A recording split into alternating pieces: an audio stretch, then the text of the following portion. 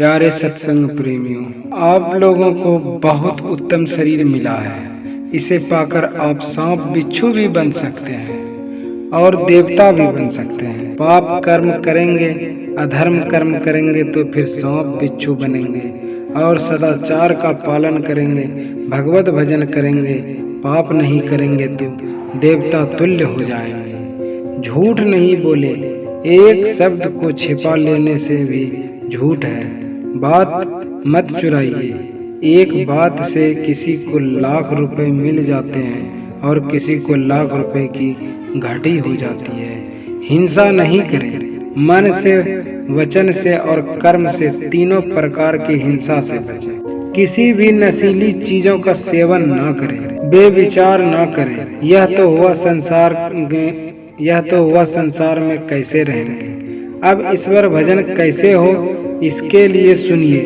आप कहेंगे हम कमाते हैं, खाते हैं, ईश्वर भजन का क्या काम है। दूसरे कहते हैं ईश्वर नहीं माने तो नहीं सही, किंतु दुनिया में प्रतिष्ठा से रहो।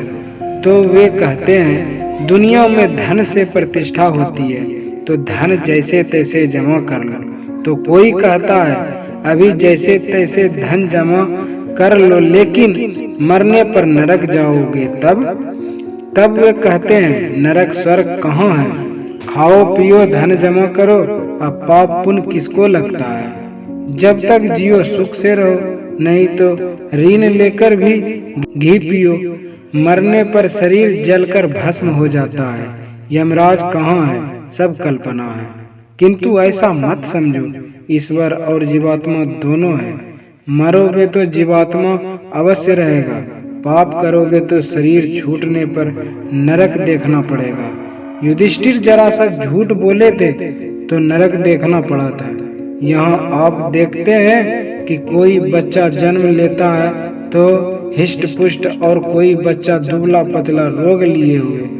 कोई धनी के यहाँ जन्म लेता है तो कोई निर्धन के यहाँ। ऐसा क्यों होता है? इसी के लिए पूर्व जन्म का संस्कार मानना पड़ेगा। पूर्व जन्म के कोई दानी पुण्य आत्मा होंगे, इसलिए श्रीमान ये यहाँ जन्म लेकर वे बचपन से ही सुखी रहते हैं। पाप कर्म का भी फल मिलता है, किसी को तो इसी जन्म में इसका फल मिल जाता है।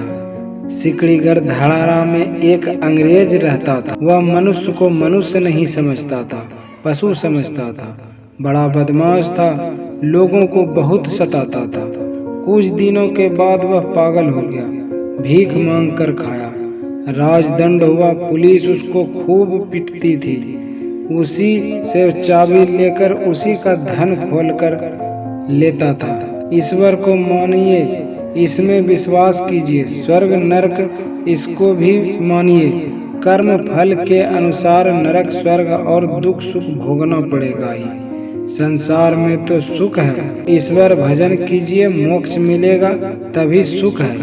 पहले ईश्वर को जानिए कि स्वयं की स्वरूपतः कैसा है। लोग समझते हैं कि ईश्वर बड़ी सुंदर है, देह वाला और सिंहासन पर विराजमान होगा, किंतु असली बात तो यह है कि ईश्वर की पहचान आँख से होने योग्य नहीं है।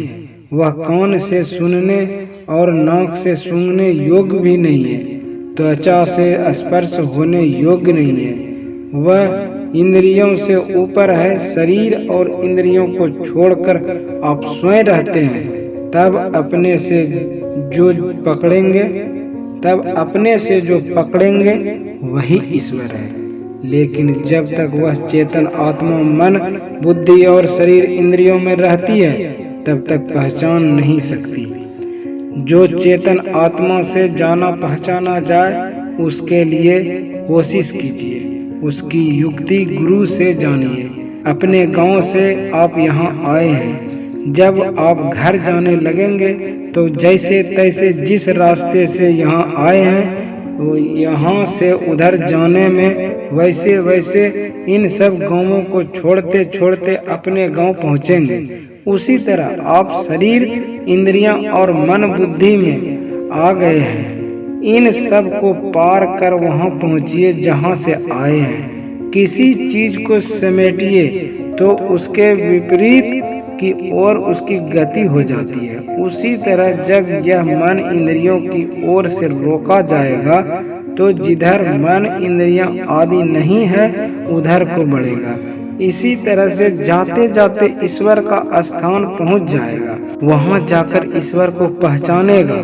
वह ईश्वर को पहचान कर मुक्ति प्राप्त करेगा। इसके लिए जो जप और ध्यान करने के लिए बतलाया गया है उसको करते रहिए। जो आदमी पाप में फंसा रहेगा वह उस ओर नहीं जा सकता।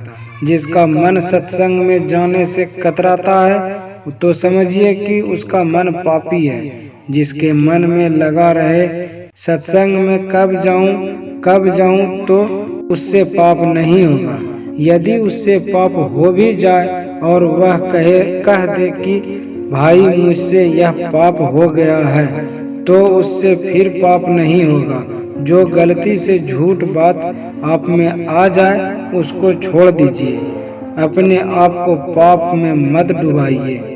ईश्वर की भक्ति करने के लिए शुद्ध चरण से रहना चाहिए। अतः अंतःकरण में मलिनता नहीं रहनी चाहिए। अपने को शरीर और मन आदि इंद्रियों से छुटाने के लिए ईश्वर का ध्यान करना चाहिए। मन इंद्रियों के संग जब तक कोई रहेगा तब तक ईश्वर को पहचान नहीं सकता। श्री सद्गुरु महाराज की जय। श्री सद्गुरु महाराज की जय। श्री सद्गुरु महाराज की जय।